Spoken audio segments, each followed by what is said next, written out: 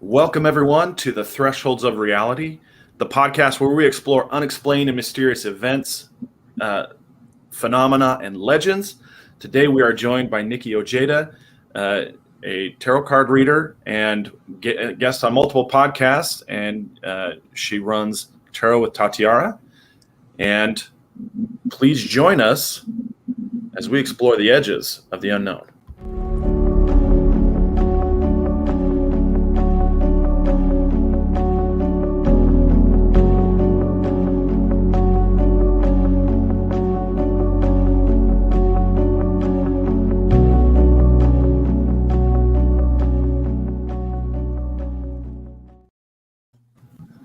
Well, Nicki, thank you so much for joining us today. It is a pleasure to meet you. I have to say I am not familiar with cards much. I think the furthest I ever got was Go Fish. And I'm not really good with fortunes either. I have 7 kids and a Mazda. So I'm not really in that space. You know what I mean? So Kyle and I are hoping that you can shed light, maybe be a tour guide for us into the world of tarot. Kyle, do you have any experience with tarot? You know, when I was younger, I tried it, and I didn't feel that connection. I feel like there has to be some kind of connection to the cards, a connection to that side of everything, so that it works out right. And it just didn't, I could just tell that there was nothing there, and that maybe I wasn't meant to be doing it, or the cards were I don't think so, Kyle. And I think that's kind of what I got from it. So I put it aside. So tarot is something that pops up from time to time in entertainment, and it always has this real mysterious air about it. And so maybe you can explain to us, so that us, what do you call them, newbies or neophytes, you can kind of walk us through what tarot is, maybe how it started, and how you got into it. Absolutely. Well, first of all, I'm very happy to be here. Thank you so much. Well, thank you. And, the tarot is a very mysterious tool, and it's used by different people in different ways.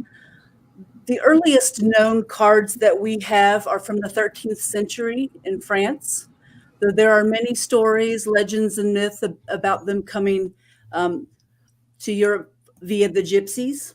And the stories come both from Egypt and from India. But we now know that the gypsies were from India, northern India, and not Egypt. But there are several parallels between Egyptian mystery schools and I believe a lot of influences have helped to shape how we use it, and it has evolved as well. The modern playing cards are pretty much a mirror of what we call the minor arcana. And that's just the typical, in tarot, it's cups, wands, swords, and pentacles with variation. And, of course, we have, diamonds, clubs, spades, and whatever the other thing is. Hearts. Hearts, I think. And there's a myth that the major arcana, which has, you may be familiar enough to know that there's the fool, the magician, the high priestess, on and on, all the way up to the world. And the legend is that those were kept secret to pass on a lot of magical techniques and lore while lots of persecutions were going on. But none of that is actually proven. It's nice to just kind of keep it a mystery, But the way I use it is very different. So what I mainly do is I work with archetypes.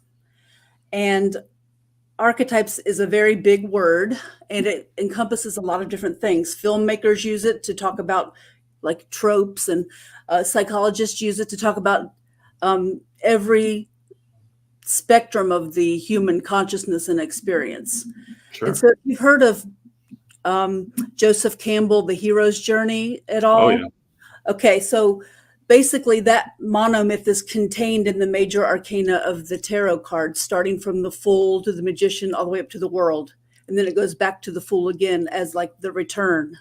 So it's a continuing journey. So when you're getting a tarot reading, basically the major arcana are big spiritual and very large momentous energies in life.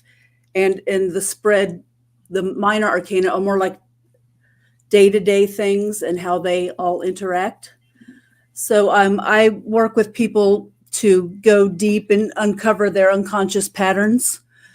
Usually I do archetypal embodiment workshops, which is a whole nother thing, but tarot is my particular tool for filtering down the infinite. And I feel like having a healthy relationship with the unseen is what I'm all about, having people be their authentic truth. And that requires being in touch with their non-physical self. So, but I will go and answer your question about how I got into it. Yeah. When I was 15 years old, I was working in a witchy herb shop, and I loved it so much. And my mentor gifted me with the herbal tarot. So I learned about herbs and tarot and essential oils like all at once. And I've been doing it for 35 years now. And I do readings online. I specialize in past life readings, which I also use the tarot for, but it's just a doorway in for me because I am clairvoyant. So I do know the meanings of the cards and I do it that way, but I don't do traditional spreads unless I'm reading for myself because I need a little help, to get out of my own way. But I have a conversational reading style. And whether it's a past life or tarot reading, we're getting to the root of things. And I like to illustrate the fact that to me, a reading is a snapshot of your current probabilities and your most likely trajectories for the way things are now. And so we get this information so that we have consciousness about being able to make changes and adjustments so that we can create the outcomes that we want to see. And for the past life reading, it's usually there's something that you just came in with that you don't quite know why you have this difficulty or this repeating pattern that you just can't get to the root of. So I'm all about helping people get more consciousness one way or the other. And the tarot is my modality for filtering down that infinite, Sure. And I also offer, real quick, I offer essential oil blends that are optional when you get a reading, and they're based on the energies of the reading. So they're like a checks and balances of energy. So to me, it's all archetypal, it's all symbolic, it's all energy. Thanks. Okay.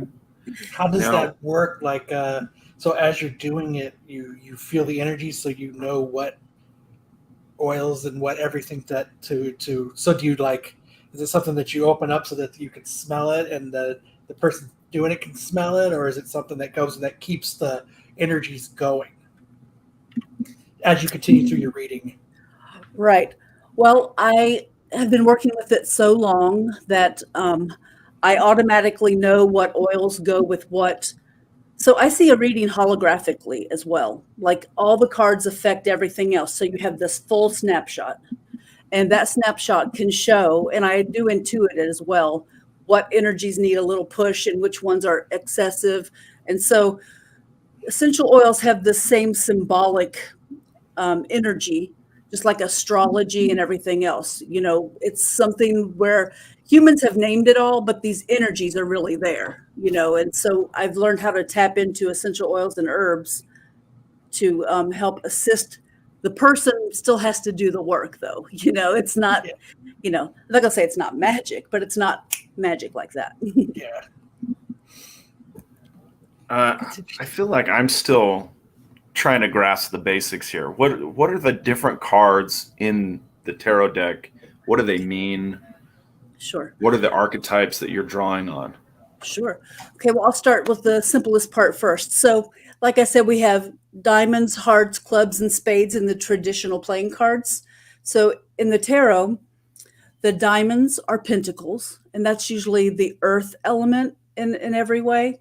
I'm sorry, the diamonds are the swords, and that's the air element. So you're thinking like intellectual pursuits, any kind of thoughts, dreams, imagination, anything that makes you think of the air element.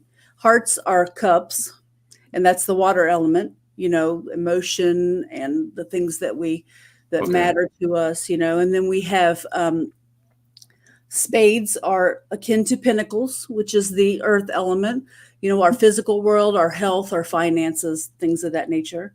Okay. And then we have the clubs, which are the fire, which is akin to the wands. And that's action, movement, motivation, things of that nature. So that's the minor arcana. That sort of can give you an idea of maybe how I would come up with an essential oil blend, because plants have these elemental rulership as well. So the earth, air, fire, and water balances. So that's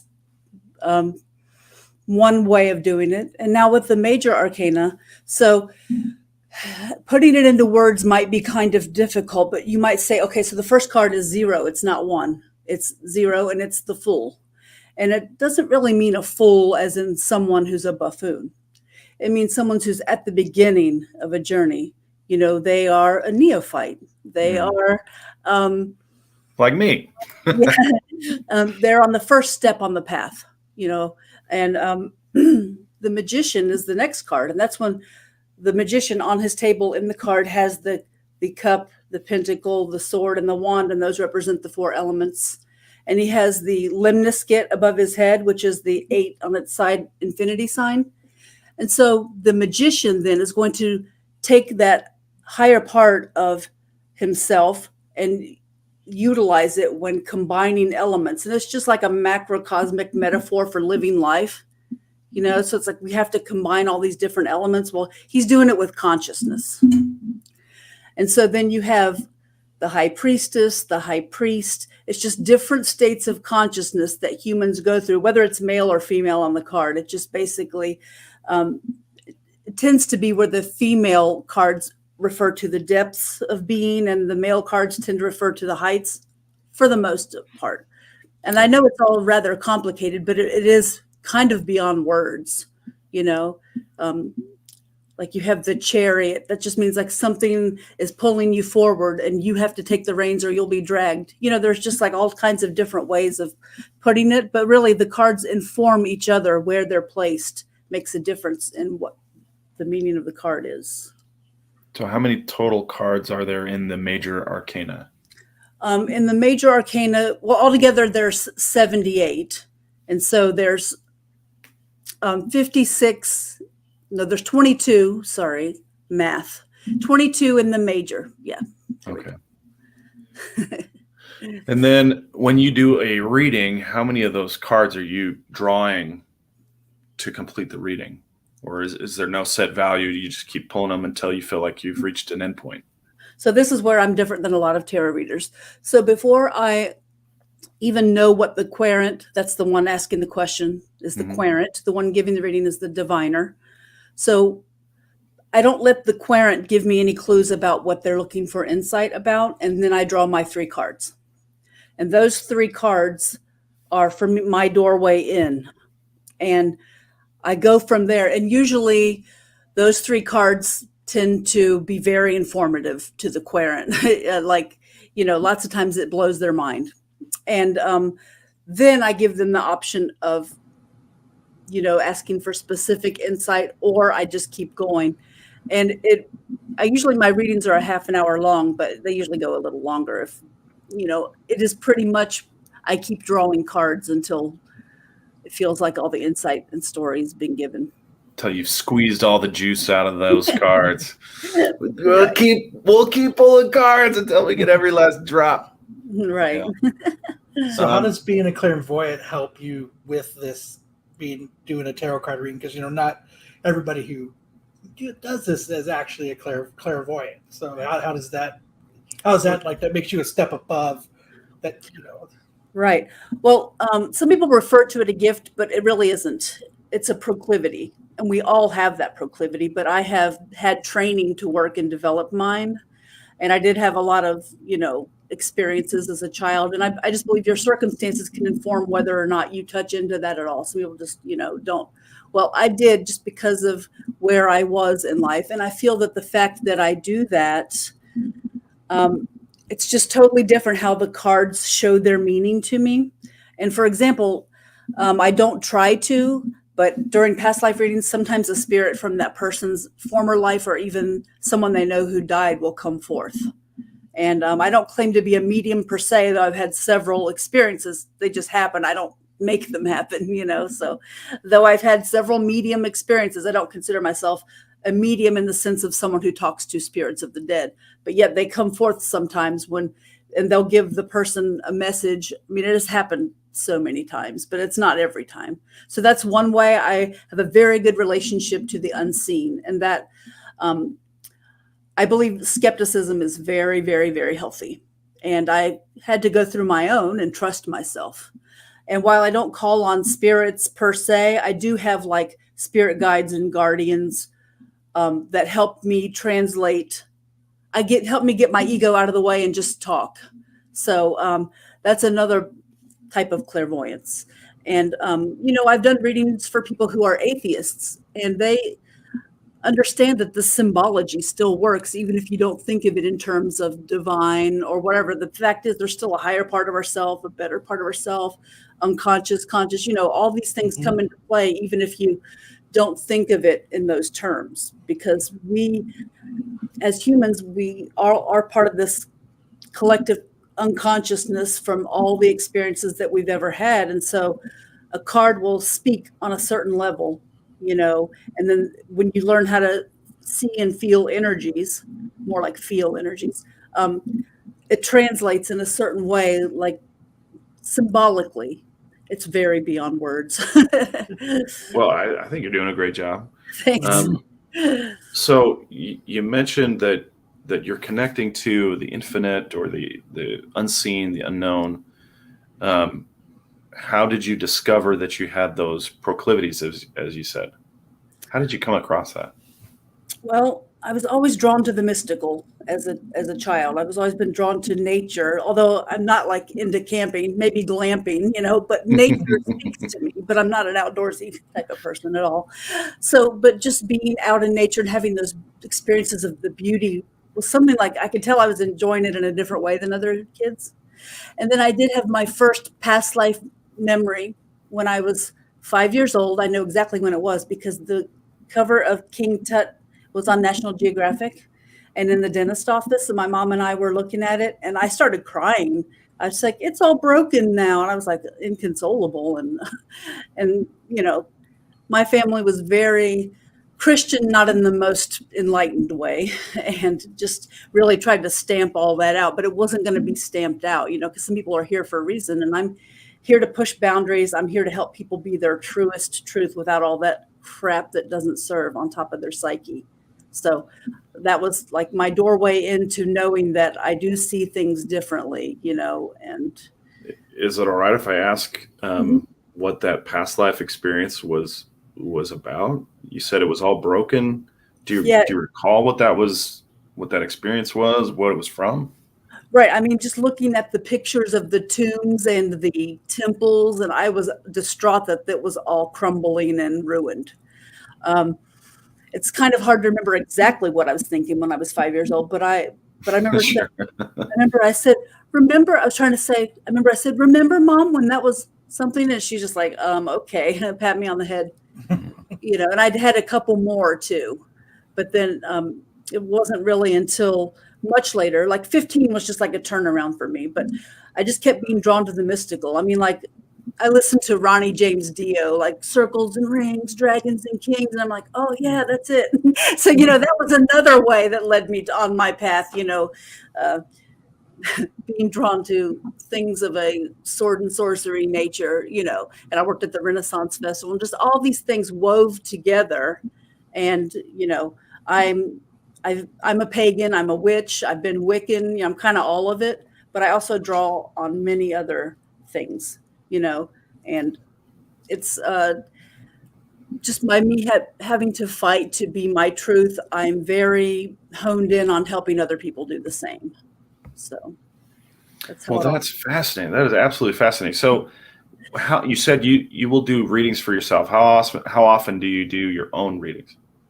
Not very often. Usually when I'm just at a loss of what to do in life and where to go. And I'm not very good at doing readings for myself per se because I'm in the way, really. But I write it down and I look back. So it's really for my hindsight. Like, okay, yeah, everything was okay there, and I did that. But it's kind of different how I use it for me. You know, it's like I put it in my journal and all that, but it's very hard for me to say, okay, you should do this. But sometimes I do get that. So sometimes I just do like 3 cards just to get insight on something. Have you ever had a reading where it came out looking one way, but then it played out a different way in your life? Yes, and this leads to a very important point. So be very careful about who you get readings from and who you trust, because, you know, there's people who have a charlatan vibe in all fields, really. But when you're dealing with the unseen and putting yourself in a vulnerable position, you know, there's a lot of riffraff in this lane here, you know. So You don't have to tell me I'm a lawyer. I know all about that. Right. So, you know, it's like, make sure that the person you go to has experience, has testimonials, you know, that sort of thing. But I had a terrible reading once when I was not trusting myself. And I kind of knew this person was sketchy, but I just wanted advice so bad. It was just a weird time. But long story short, because of my listening to that person and not my inner bell, we'll get back to that in a moment, I allowed myself to be misled into like dating this person who turned out to be a heroin addict and stole a car and, you know, all that type of drama that I'm just not the kind of person to attract. Right. Wow. But we all have our dark times in life. So back to the inner bell, right? Like I tell my querents, no matter what, if something resonates, like, that's not right, you have to listen to that and make sure it's not the voice within that's motivated by fear or how things should be. But the inner bell is the part of you that knows. It's like your true north knowledge. And so no matter how good a reader is, they're bound to say something that isn't quite on point, maybe, perhaps. So your inner bell always wins out. Is that closer to like your gut instinct? Say it again. Like the gut feeling? Is that close to like the gut feeling? Is like that inner bell? Like, yeah, that's funny. funny. I need to stay away from that person. I'm just going to turn around and walk away, kind of thing. Absolutely. And I also say that if you feel it in your gut, in your heart, and your head, yeah, that's definitely your inner bell. So, one of the things that I often kind of think about is that human instinct has been around for a long, long time, right? Mm-hmm. Human reason has only been around for maybe 1,000 years. And so a lot of times we discount our gut feelings, but they have actually been honed and focused and sharpened over eons versus our reason, which is basically brand new in the grand scheme. What about your reading or your readings taps into that gut instinct? Most of it. Yeah. And that's where a lot of my work is based, because it is something that we as humanity must re-tap back into. And I don't want to say like the gift of COVID, but there was a gift if you take it, where we were all forced to go within and be with ourselves. And a lot of people begin to realize like, hey, what I'm doing out here is like extremely painful for my soul, my spirit, my mental health, right? And so there's this whole thing where I believe that we're all here to do a certain thing, be a certain thing, have our certain flavor that helps the collective. It's like, it's this paradox, whereas in some way we're all one, yet the more we have our individual absolute truth light shining out, the more it will actually help the collective and uplift people. And so I do these archetype embodiment workshops. And I have one coming up. Probably it'll be over by the time this airs, but it's Embody Your Artist archetype. And so we do exercises designed to get in there beyond the mind, or more accurately, beyond the intellect. And by breathing a certain way and making certain sounds and movement while we're literally going on a journey that I take us on, we can make energetic adjustments, and we can replace old archetypes that are worn out with new ones. It almost requires you to get beyond the mind to get in there and do that. And there's been some amazing results with this. It's I'm not the only one doing it, but it's not talked about enough, just about how our inner wisdom, it's like body wisdom, frankly. I mean, we still need our intellect in every way, but we are lopsided in a sense. We're afraid of our own depths. We're all focused on doing and too scared to just be, but we need a balance of both, obviously, because you can go imbalanced either way, So yeah, just about everything I do is designed to get to the unconscious and shine a light on it. Okay. Let's see. Now, do you think that tarot readings, tarot cards, the world of tarot, do you think that's for everybody? Or are there some people who you think maybe should stay away because of, whatever reasons in their own life? Well, I'm very respectful of how different everyone is. And Sure. just by logic, it couldn't be right for everybody, Yeah.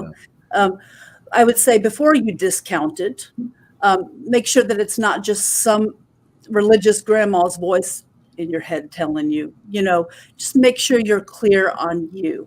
And of course, it's not really going to resonate for anyone, like some people, they'll never want to get much awareness because of pain. But, the more you work through your personal pain, the better it gets. And that's a whole nother podcast because I did a workshop on shadow work. It just keeps going and going and going because the way our society is, it doesn't really foster our authenticity. And that's what I'm about. And there's going to be different tools for different people to get there. There's no one way of healing. There's no one way of insight. Like dream work doesn't work for some people. They're just like, What is that? What is dream work? What does that mean? It means writing down your dreams, like religiously and looking for the symbolism. And then the more you do that, the more the dreams start to speak to you. And I've done that some, but you really need, number one, the ability to sleep in a little bit, the ability to write down afterwards. So even lifestyle might make that not work for everyone. I used to do that a there are lot. many modalities. You said you did that a lot, Kyle? I used to, because I swear a lot of times when I have these dreams and they're so vivid and something comes out of them that I was starting to write them down because I was starting to so often I was starting to have these like deja vus within days of having these certain dreams. I was like, I need to start writing these down because I think that part of my dream is actually something that is going to occur. So I started writing them down for a long time to see if I can start finding, okay, that was part of that dream. That was part of that dream. Like it was mostly like people and like small interactions that I had and like places.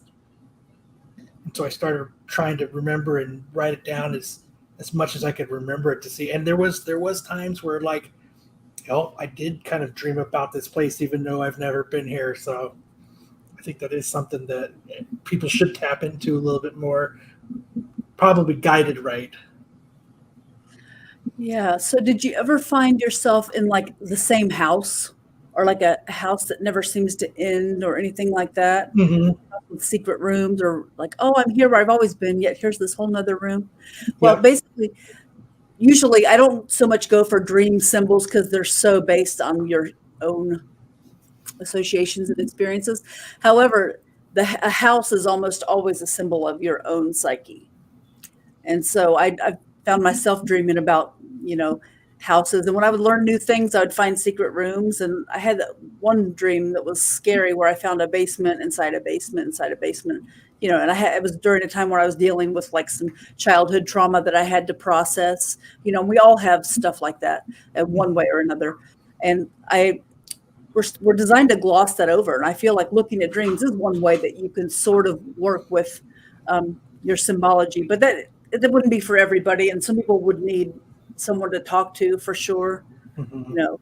I just find the whole concept of looking inside oneself and being introspective to be something that is going to be, it's indispensable already, but more and more people are starting to realize that, hey, I can't go through life just asleep like a zombie doing what I'm told and nothing's meaningful.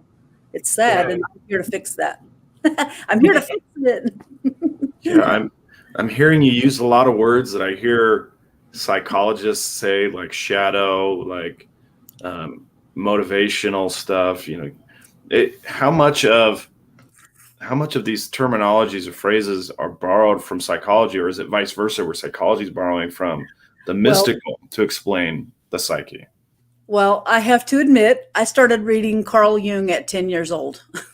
Oh, okay, yeah, I was drawn to start reading it, and I didn't understand it all, but I couldn't. It was like a gateway to the mystical. And the way I view him, though a lot of his stuff seems outdated, it's like if you just ignore the outdated part, there's amazing stuff in there. And the people who've taken his work and moved on with it, even more amazing. So I'm 100% influenced by depth psychology. It led to my spiritual awakening. And I feel like Carl Jung, I mean, I don't know if you know much about him, but he definitely tapped into the mystical. And that's why I feel like it speaks, to me so much. It's like, because there's certain branches of psychology that are just kind of like, they don't really get you deep at all. It's just like, I don't know.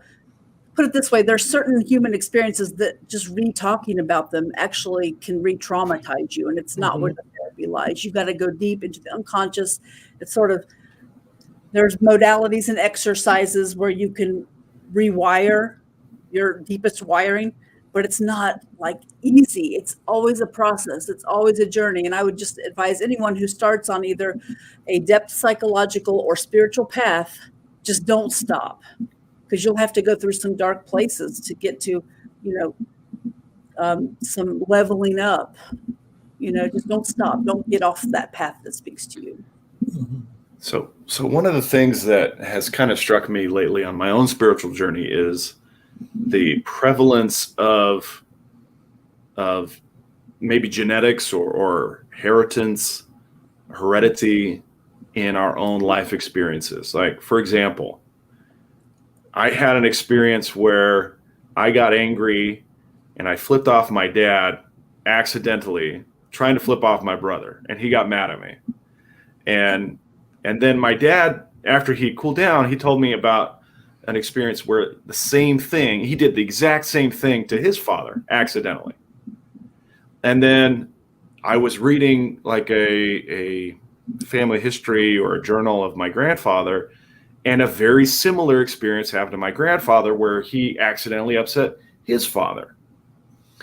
How much of the past life stuff is just, maybe thinking of it as we're the same person as maybe an ancestor or maybe almost the same organism as our ancestors, just kind of reiterating in a present day, if that makes any sense. Two cool things. Okay, number one, I have often wondered, do we reincarnate on ancestral lines from time to time because of certain things that I've seen come up? But also, there's what we call psychic DNA. And when you have the same types of traumas, or even not even negative experiences, the same types of experiences, as it were, the families pretty much stayed the same for hundreds of years. So these, you pass it on and then you pass it on, and then these experiences, since we're so much more than our bodies. Yes, sometimes we have to do ancestral healing to get rid of proclivities that were passed on, and I do see that sometimes past lives relate to that. Like my son was my grandma in another life. I'm just going to say that. And, and then there was another time where he was my son and we were Chinese, so as far as I know, that's not ancestral, but it's like, it's very interesting because you could take this really far. Like, when I'm tapping into the past lives, there is the collective unconscious, and I'm like honed in on a person's energy, but it's also come to me that in the end, perhaps we're all part of one thing called consciousness. So it gets really deep and really out there, and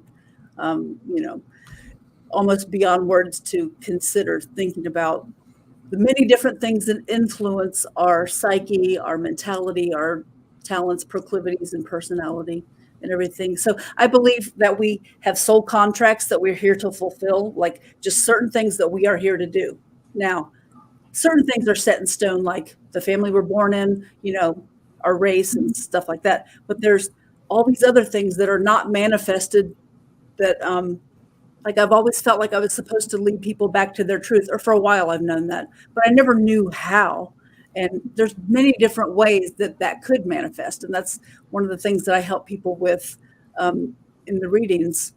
I don't believe things are set in stone. There might be some things that are beyond our control for sure. But anytime that there's something we're here to do, there's probably more than one way for us to accomplish that, being our authentic self and having it shine out in the world in some way or another, even if it's just a small group of people. It can affect things. I mean, we really all influence each other a lot.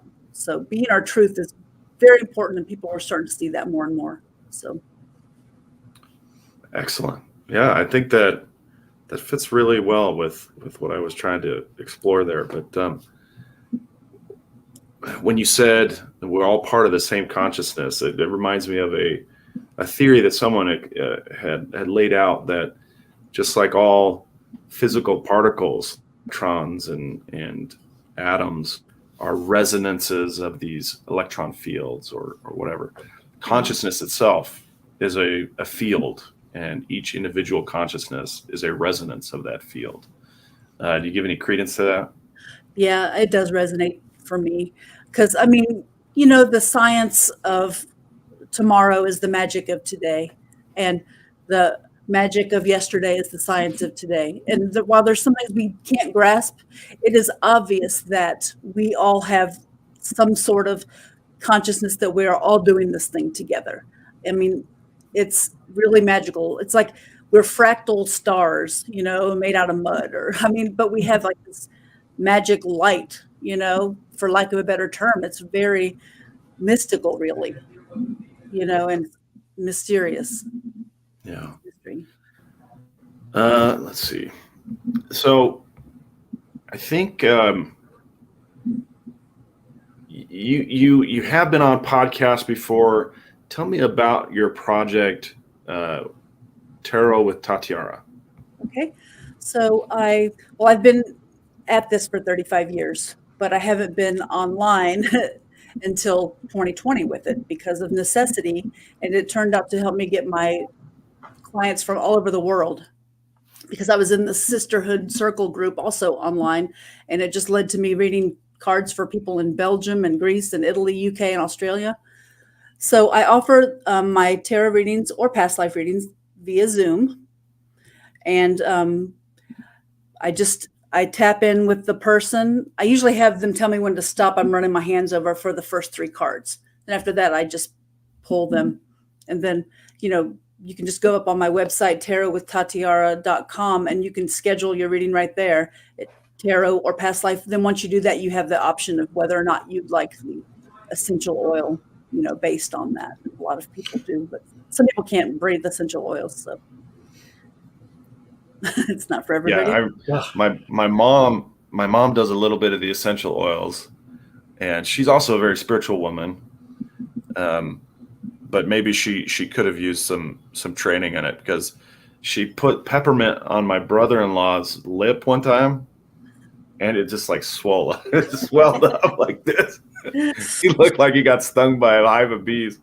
Well, yeah, I probably would have just put some on a Q-tip and huffed it. Yeah. Yeah, there's a lot of ways people use essential oils, and I like to use them sensibly, as in not a panacea or a cure-all for everything. It's like, keep your wits about you and your intelligence when you're dealing with alternative modalities of healing, which I'm all about. But I also take into account science, which is very important. And that's just, I'm all about the intersection of science and spirituality. It's very important to me. Like quantum physics was another one of the things that got me here. Just I love quantum physics. Knowledges that we're moving forward in. Yes. Fascinating. Yeah. I would love a reading if you would give one. Okay, sure. So Do I need to step out? is this going to be live? I mean, is this going to be recorded? Yeah. Mm-hmm. It's live right now. Okay. So I would have to go and get my cards because I don't have them in front of me. Oh, okay. So if you want me to, I can do that. And I can do a 3-card reading. All right. Okay. Well, it's up to you guys. You guys figure it out. So this is live right now. There's no edit. correct? Mm-hmm. That's Okay. Editing. Well, let me just run and go get them real fast. Okay. So I think this stuff is great. Just like I said, she's talking about the room to the room to the room. Yeah. So when I have like work dreams, it's always in the same exact place, which isn't anything remotely close to my work. And it's exactly the same every time. And I end up going to this room, to this room, to this room, to this other room, to this other room, to this other, like, it's like this nonstop, like there's no leaving. Yeah, Hartman just sent me a video called Backrooms, and it was basically that, like people clipping into an endless office building. It's just weird. It's weird that that's coming up right now. Okay, Kyle. This reading's for Kyle. Yep. So don't tell me what you'd like to know about. Okay. What I'm going to do, this is how I start the reading. So you're going to get the 3 card. Okay. So I pass my hands like I've fanned the cards out. Mm-hmm. And I'm going to 3 times pass my hands over them, and you're going to tell me when to stop 3 different times. Okay. Okay? Tell me when to stop. Stop.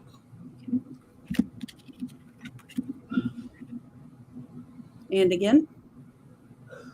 Stop. Mm-hmm. And one more time. Stop. Mm-hmm.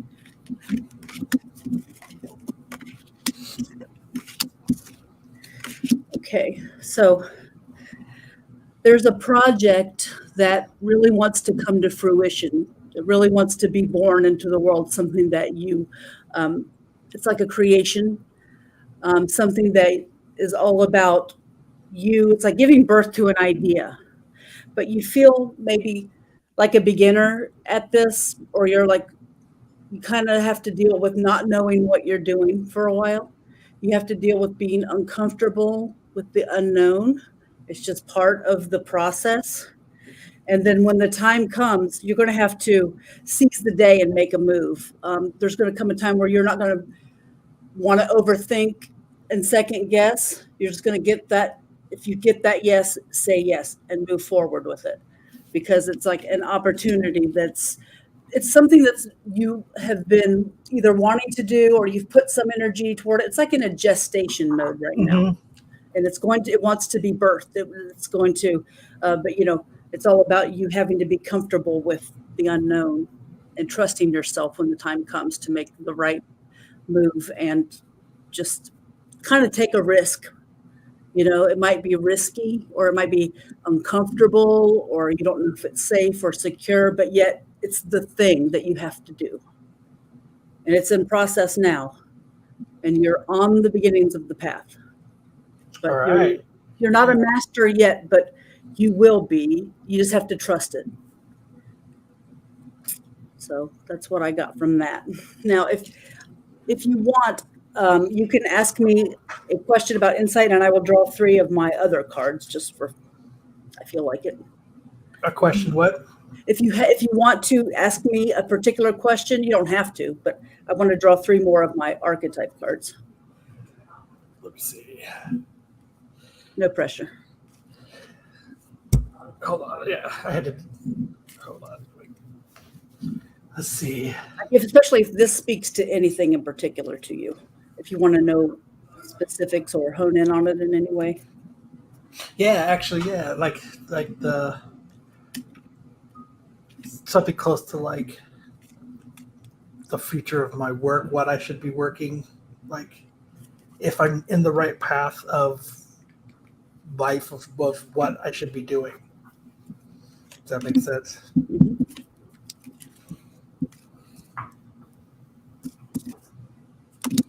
I don't know these cards as well, so bear with me as I put my glasses on. Okay.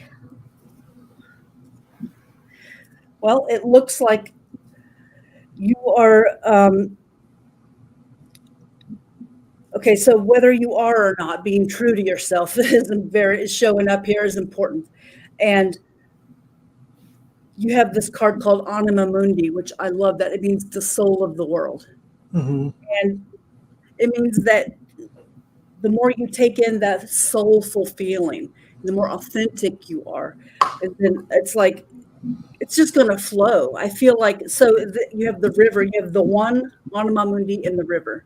Like I just started using archetype cards not that long ago, but they really seem to speak to me where it's like the true self married with the soul of the world will lead like a flow, like a river, where it's like, not that there won't be challenges, but it looks like, to answer your question, I would say that you are on a good path.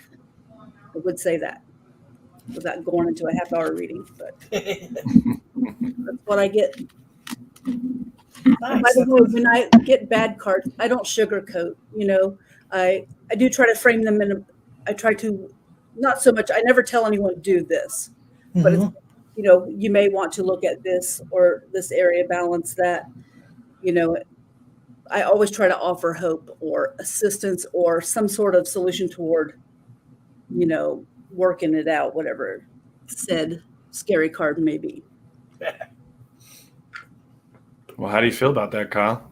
I like it. I was afraid you were going to tell Kyle to break up with me.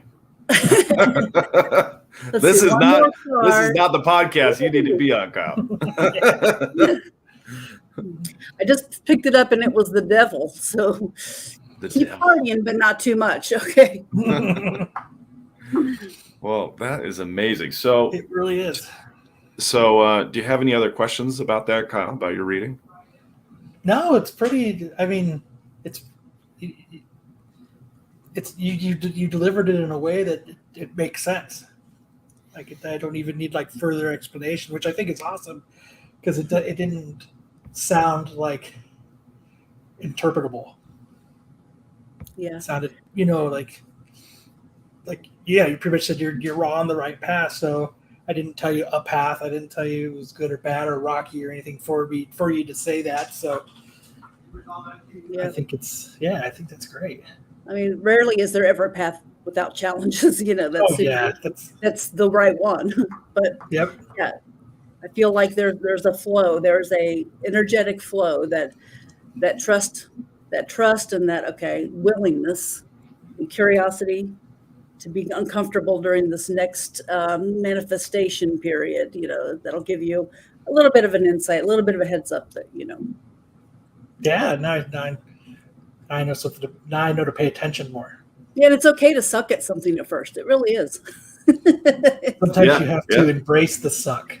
Exactly. Or else you're never going to get stage. But yeah. Well, thank you so much for doing that for Kyle and for spending the time with us on the show. Where are people looking for you, Nicki? Where can they find you? You mentioned the website earlier. Go ahead and tell us again. So it's tarotwithtatiara.com.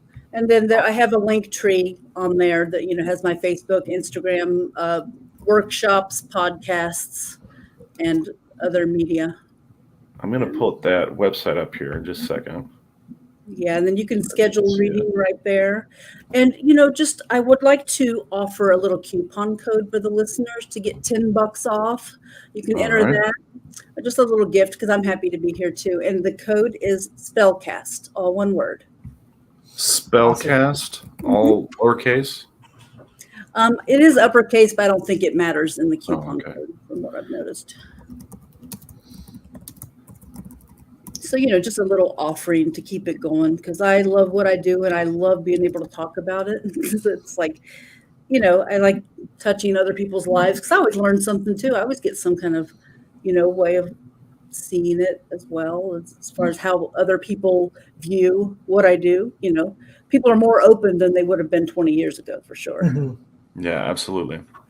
So I got one more question before we split. Is that all right? Yeah, go ahead. So to go back a little bit, you said, you're not like, you don't, sometimes do you actually see the spirits or is it something that you feel or hear?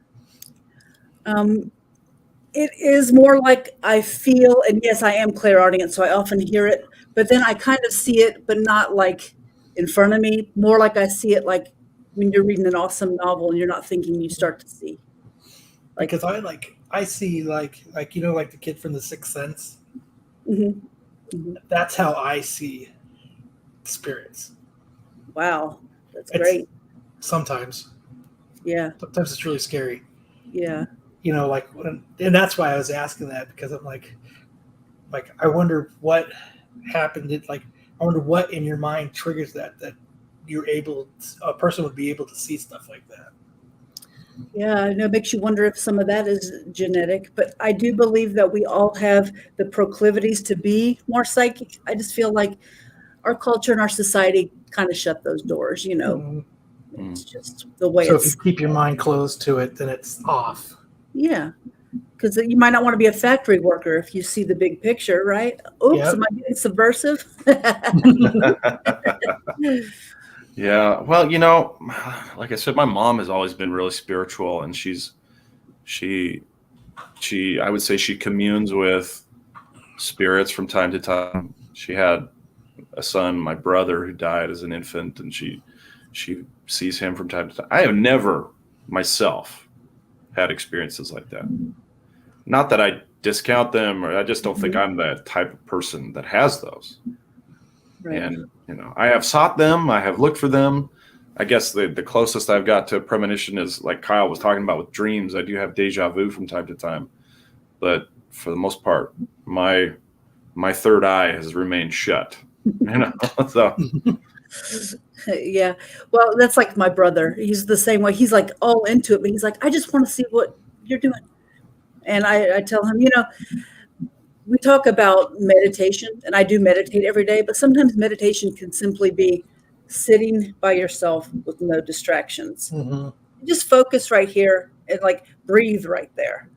I mean, it sounds like woo woo, but I'm like, woo woo, transformation train, hop on, woo woo. But yeah, it's like the more we can put our awareness to different energy centers, the more that we can bring on their abilities online. But I have so many other podcasts waiting to burst forth. But yeah, just like the more you focus here with intention, but like not attachment, it can sort of help to start opening the door. But everybody's different, maybe it's just not in the cards. yeah. That's what I think. I'm almost 40 and it's never happened. So maybe it's not meant for me personally, but yeah, because we all have different things to do. Yeah. I've got to pay the bills, I guess. I'm the guy sitting in the office. My wife's very intuitive. My daughters are very intuitive, but me, it's always been very concrete. And we need it all. That's the thing. We all need these different ways of being, but you could be both. I'm just saying that's not as either or. The more you can have both and consciousness in life, the more keys you'll have to open more doors. But that's that's my philosophy right there. Awesome. Well, again, thank you so much. Make sure that everybody checks out tarawithtiara.com. And again, the coupon code is Spellcast. Make sure you like, comment, and subscribe to Thresholds of Reality so you can catch more of our excellent interviews and explorations of exciting topics. And until then, keep on exploring the unknown.